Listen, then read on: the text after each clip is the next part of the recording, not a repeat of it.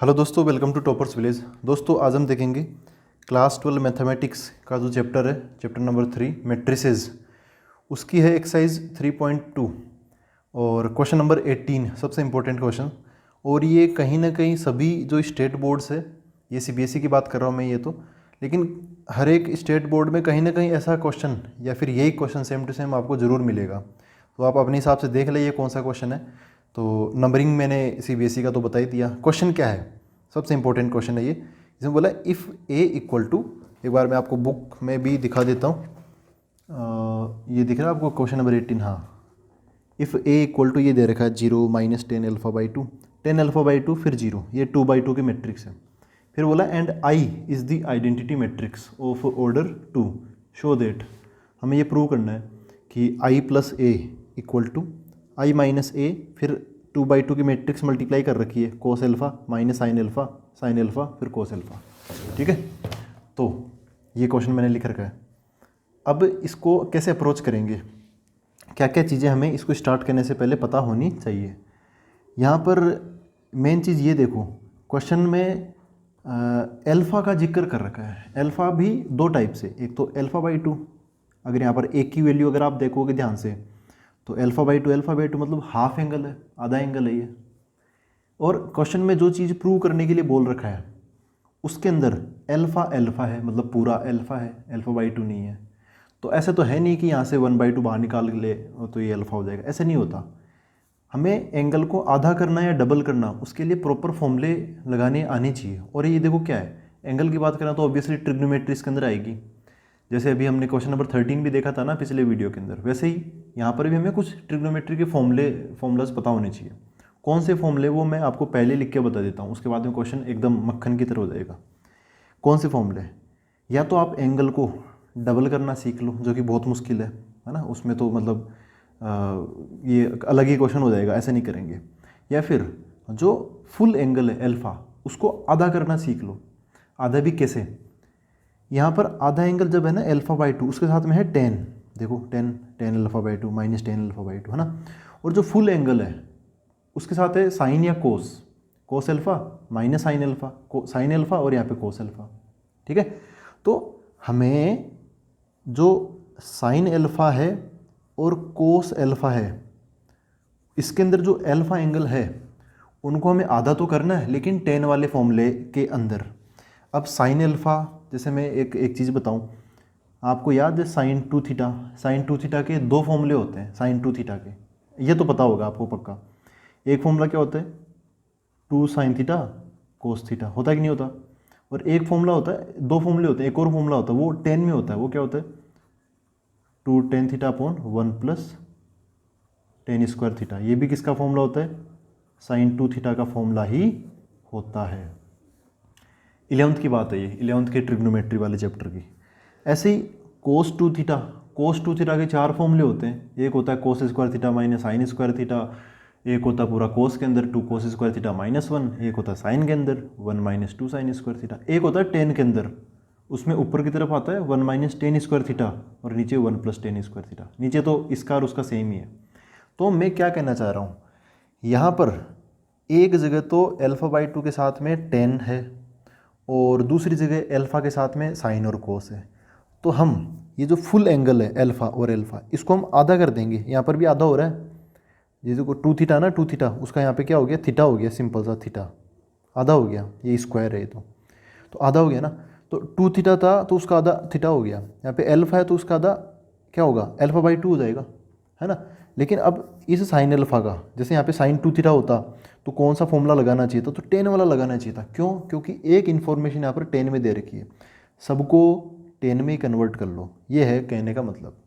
तो sign alpha का formula क्या होगा, चूँकि साइन 2 थीटा का फॉर्मूला है 2 tan theta upon 1 plus tan square theta. 2 theta की जगह आ गया एल्फ़ा, तो थीटा की जगह आ जाएगा एल्फ़ा बाई 2, आधा हो जाएगा। तो क्या बन जाएगा ये 2 tan अल्फ़ा बाई 2 अपॉन नीचे 1 प्लस टेन स्क्वायर थीटा की जगह एल्फ़ा बाई 2, तो 1 plus tan square alpha by 2। एक फॉर्मूला तो ये हमें पहले से याद होना चाहिए इस क्वेश्चन को करने से पहले। फिर कोस एल्फ़ा का फॉर्मूला भी देखते हैं। तो कोस एल्फ़ा का फॉर्मूला कोस 2 थीटा का मैं आप एक फॉर्मूला लिख देता हूँ। कोस 2 थीटा का फॉर्मूला क्या होना चाहिए, क्या होता है 1 माइनस, 4 फॉर्मूले होते हैं वैसे तो इसके, मैं एक फॉर्मूला लिख रहा हूँ जो इस क्वेश्चन में काम आएगा, क्योंकि मैं टेन में कन्वर्ट करना है सबको, तो फिर कोस 2 थीटा को भी 10 में करना चाहिए। इसका होता है 1 minus tan square theta divide by 1 plus tan square theta. तो ये तो 2 थीटा का था अपना, तो यहाँ पर एल्फा है, तो एल्फा का आधा एल्फा बाई 2 हो जाएगा, तो यहाँ पर भी एल्फा बाई 2 और यहाँ पर भी एल्फा बाई 2 हो जाएगा। क्या बन जाएगा 1 minus tan square alpha by 2 divide by 1 plus tan square alpha by 2। ठीक है, एक ये फॉर्मूला, ये दो फॉर्मूले हमें याद होने चाहिए, याद होने ही चाहिए यार। ये तो वैसे भी 11th में जब एंट्री करते हैं तो 12th तक, या फिर अगर आप IIT JEE या नीट की तैयारी करते हो तो ये दो फॉर्मूले तो यार आने ही चाहिए। साइन एल्फा हो गया 2 10 alpha by 2 upon 1 plus tan square alpha by 2, and cos alpha is equal to 1 minus tan square alpha by 2 upon 1 plus tan square alpha by 2। ठीक है, इसके बाद में और आपको क्या आना चाहिए, एक बस मल्टीप्लाई करना आना चाहिए, है ना, मल्टीप्लाई करना आना चाहिए किसको, दो मैट्रिक्स को मल्टीप्लाई करना आना चाहिए। तो वो तो हमने पिछले कई क्वेश्चंस में देखा ही है। अब हम क्वेश्चन स्टार्ट कर सकते हैं। एक की वैल्यू ये है, हमें ये प्रूव करना है। ये जो प्रूव करना ना, एक बार इसको उठाओ यार, ये है क्या, तो हमें टू प्रूव लिख लेता हूँ यहाँ पर। क्या प्रूव करना है, क्या सिद्ध करना है, ये है i plus A equal to I minus A, और ये अपना cos alpha minus sine alpha, और यहाँ पर साइन एल्फा और कोस एल्फा।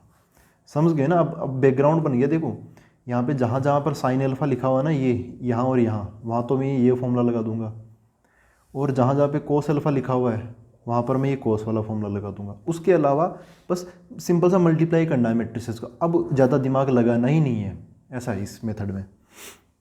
तो आई प्लस ए, एक बार है ना इमेज बना लो कि हमें ऑब्वियसली RHS को हम पहले सोल्व करेंगे। किसको सोल्व करेंगे, RHS को, क्योंकि RHS is much difficult and bigger in the size. ये बड़ा है तो बड़े को रिड्यूस करके छोटे में कन्वर्ट कर लेंगे, छोटे से बड़ा नहीं बना पाएंगे। तो LHS है क्या, देखो LHS में I, और I क्या बोला है, I is the identity matrix of order 2। तो I को भी डिफाइन कर लेते हैं। I क्या है भाई, ऑर्डर 2 की आइडेंटिटी मैट्रिक्स, तो 1 0 0 1। ठीक है, ऐसा हो गया। तो I की जगह तो ये डाल दो, A की जगह ये डाल देंगे। तो एक बार यहाँ पे रखो, एक बार दोनों तरफ रखो, इसके अंदर दोनों तरफ। तो I की जगह क्या आ जाएगा 1 0 0 1 प्लस, तो ये प्लस ए की जगह क्या आ जाएगा, वो जो दे रखा है 0 minus tan alpha by 2 and 0, ये हो गया। ये LHS है ना। I की जगह ये आ गया और A की जगह ये आ गया। तो ये तो हमने रख दिया I और ये रख दिया हमने A, हो गया। अब हम ये बीच में इक्वल है, तो ये इक्वल अब इधर की कैलकुलेशन होगी। तो इधर क्या करेंगे, I की जगह वही 1 0 0 1, ये हो गया I माइनस A क्या है, यही है 0 minus tan alpha by 2 and 0। ठीक है दोस्तों, अब ये ब्रैकेट क्लोज है ना, तो ये लो मैं कर्ली ब्रैकेट लगा देता हूँ, चलो ये लगा दिया, मल्टीप्लाई बाय।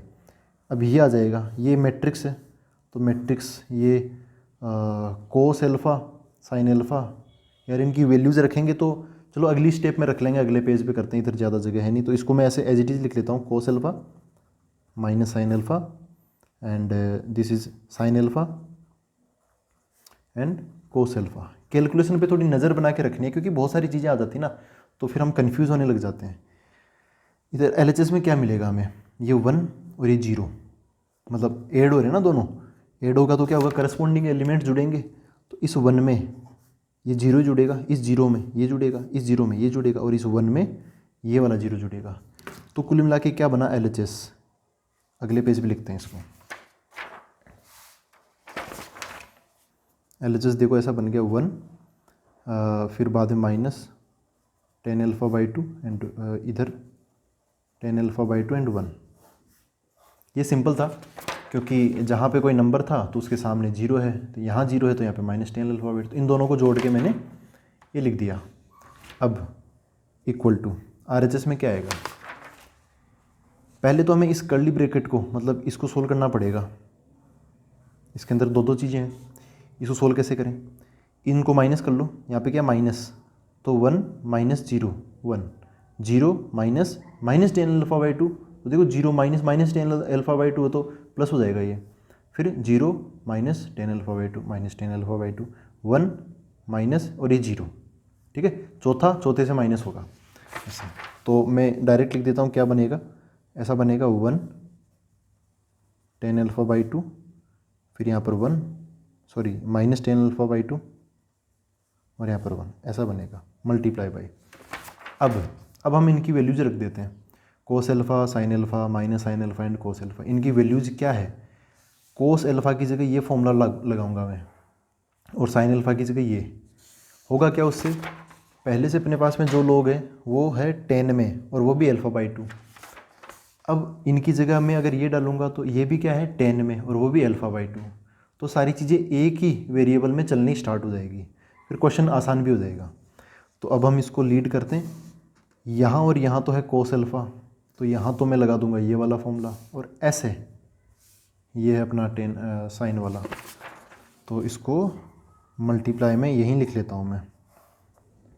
यहाँ पर है कोस, तो कोस का formula 1 minus tan square alpha by two upon 1 plus tan square alpha by two. यहाँ पर है माइनस का साइन, तो साइन का माइनस तो अलग और साइन का formula 2 tan alpha by two divide by 1 plus tan square alpha by two.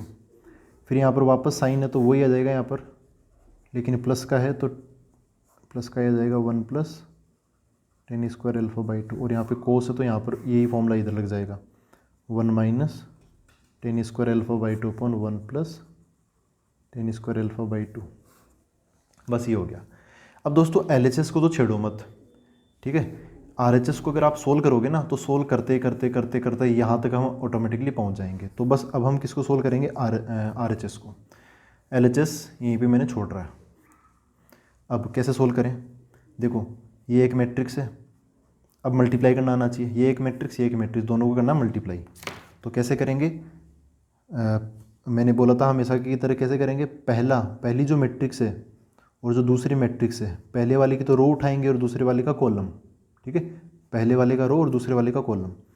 तो ये पहली मैट्रिक्स तो इसका उठाएंगे हम रो और दूसरे वाले का क्या उठाएंगे हम कॉलम, ये तो पहला कॉलम उठाएंगे सबसे पहले, पहली रो पहला कॉलम, ये जो 1 है ना 1 वो तो होगा इससे मल्टीप्लाई पहले नंबर से, दूसरा वाला नंबर दूसरे वाले से मल्टीप्लाई, तो ये 10 अल्फा बाई टू इस नंबर से मल्टीप्लाई होगा, ठीक है।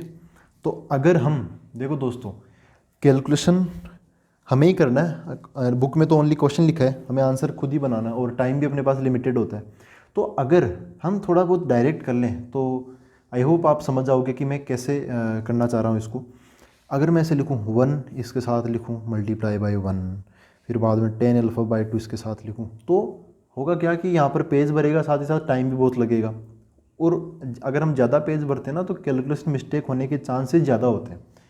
तो जहाँ पर पॉसिबल हो आप कैलकुलेशन को समझते हुए स्किप मतलब जंप कर सकते हो ना, स्किप तो नहीं जंप कर सकते हो। जैसे मैं क्या कहना चाहता हूँ, 1 इससे मल्टीप्लाई होगा, एक चीज़ आप देखो इन सभी नंबर्स के अंदर जो डिनोमिनेटर है, जो हर मतलब नीचे वाला जो पार्ट है ना, ये क्या है, सेम है, 1 plus 10 square alpha by two, 1 plus 10 square alpha by two, 1 plus 10 square alpha by two, 1 plus 10 square alpha by two. तो एक काम तो ये कर सकते हो कि आप यहाँ से कॉमन निकाल लो। अब कॉमन निकालोगे तो अलग से एक स्टेप और लिखनी पड़ेगी, सारा कुछ लिखना पड़ेगा, तो छोड़ो कॉमन ही निकालते हैं। क्या करते हैं, सब में सेम ही है, तो वो जब मैं दो इसको इससे मल्टीप्लाई करके और इसको इससे मल्टीप्लाई करके जब लिखूंगा ना, तब एलसीएम लेने के लफड़ा नहीं पालूंगा, क्योंकि सेम ही है तो फिर एलसीएम सेम ही हो जाएगा। देखो 1 इससे मल्टीप्लाई होगा तो क्या मिलेगा, 1 minus 10 square alpha by two हो गया, ये 1 ऑब्वियसली न्यूमरेटर से तो मल्टीप्लाई होगा। फिर ये जो 10 अल्फा बाई टू है ना, 10 अल्फा बाई टू वो इस नंबर से मल्टीप्लाई होगा, तो 10 अल्फा बाई टू इसके 2 10 अल्फा बाई टू से मल्टीप्लाई होगा। फिर हम पहले वाले आंसर को और दूसरे वाले आंसर को जोड़ेंगे, तो ये तो क्या है प्लस का ही है, तो हमें क्या मिलेगा 10 alpha by two into 2 10 alpha by two मिल जाएगा, प्लस का 2 10 स्क्वायर अल्फा बाई टू, ये हो गया, ठीक है। जब हमने इसको मल्टीप्लाई किया तो इसके नीचे था 1 + tan स्क्वायर अल्फा बाई 2, इसके नीचे इसको इससे मल्टीप्लाई किया तब भी इसके नीचे था 1 + tan स्क्वायर अल्फा बाई 2। तो हम मतलब इसके नीचे भी था और इसके नीचे भी था, तो मैंने क्या किया, कंबाइंड एक ही यहाँ पर ये वाला डिवाइड लगा दिया ये, और नीचे क्या लिख दिया 1 + tan स्क्वायर अल्फा बाई 2, क्योंकि दोनों का एलसीएम यही आ जाएगा। फिर यहाँ पर क्या ये हो गया, पहला रो पहले कॉलम से मल्टीप्लाई हो गया। अब पहले रो को दूसरे कॉलम से मल्टीप्लाई करना है, तो ये जो 1 है ना वो इससे मल्टीप्लाई होगा। अब इसमें भी वही बात, फिर इसको आप इससे मल्टीप्लाई करोगे तो नीचे तो ये आएगा ना यार 1 + tan square alpha by 2, 1 + tan square alpha by 2। तो मैं पहले लगा देता हूँ यहाँ पर बड़ा सा, और इसके नीचे क्या लिख देता हूँ 1 + tan स्क्वायर अल्फा बाई 2। और यहीं क्यों, जब आप दूसरी रो को इन दोनों कॉलम से मल्टीप्लाई करोगे तब भी नीचे वही आएगा, तो मैं पहले लिख देता हूँ। एक चीज़ तो निपटे, मतलब डिनोमिनेटर तो लिख लें कम से कम, ताकि कन्फ्यूज़न ही ना हो कि डिनोमिनेटर बार बार ये क्यों आ रहा है, एक साथ ही लिख लो इसको। तो कुल मिला के हमें ऐसी मैट्रिक्स मिलेगी। अब बस इनका न्यूमरेटर हमें लिखना है और वो मल्टीप्लाई कर करके लिख लेंगे फटाफट। हाँ, तो अब इस दूसरी रो को पहले अभी इसको तो भरा ही नहीं हमने, ये जगह पहली रो दूसरा कॉलम 1 होगा -2 tan अल्फा बाई 2 से मल्टीप्लाई, तो क्या मिलेगा -2 tan अल्फा बाई 2 ही मिलेगा। tan अल्फा बाई 2 इसके न्यूमरेटर से मल्टीप्लाई होगा, तो tan अल्फा बाई 2 × 1, तो प्लस का tan अल्फा बाई 2, फिर tan alpha by 2 × -tan square alpha by 2, तो माइनस का tan क्यूब अल्फा बाई 2 मिलेगा हमें। ठीक है, तो इतना तो यार देखो आप समझ ही सकते हो ना, क्लास 12 में अभी हम पढ़ रहे हैं।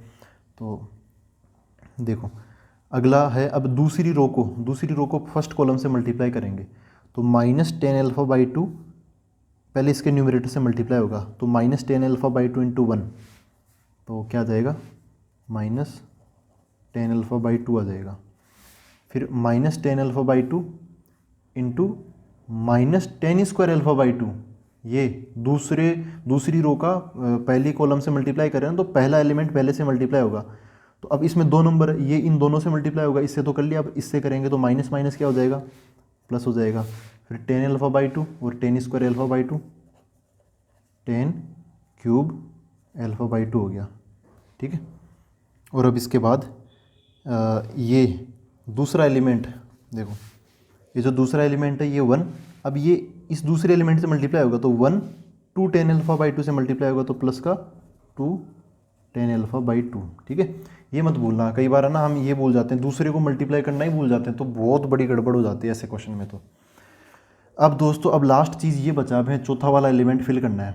ये कैसे आएगा, दूसरी रो और दूसरे कॉलम से, तो दूसरे रो को दूसरे कॉलम से मल्टीप्लाई करना है, -tan alpha by 2 × -2 tan alpha by 2, तो माइनस माइनस प्लस, और 2 tan अल्फा बाई 2 का क्या बन जाएगा 2 tan स्क्वायर अल्फा बाई 2। ठीक है, और ये 1 किससे मल्टीप्लाई होगा, इससे मल्टीप्लाई होगा, है ना, 1 इससे होगा, तो 1 × ये तो सेम टू सेम आ जाएगा, 1 का तो मल्टीप्लाई होना आसान है, +1 माइनस ये लिख देता हूँ मैं tan स्क्वायर अल्फा बाई 2। ठीक है, हो गया ये। अब हम कैलकुलेशंस को इनको सिंप्लीफाई करते चलते हैं, तो क्या आएगा 1 - tan square alpha by 2 + 2 tan square alpha by 2, दोनों सेम है, ये 2 है, तो यहाँ पर 1 बच जाएगा, प्लस का 1 + tan स्क्वायर अल्फा बाई 2। नीचे की तरफ अभी मैं लगा दूंगा, नीचे की तरफ सभी के नीचे की तरफ ये लग जाएगा, चलो पहले लगा देता हूँ, 1 + tan square alpha by 2, 1 + tan square alpha by 2, 1 + tan square alpha by 2 and 1 + tan square alpha by 2, ये मैट्रिक्स।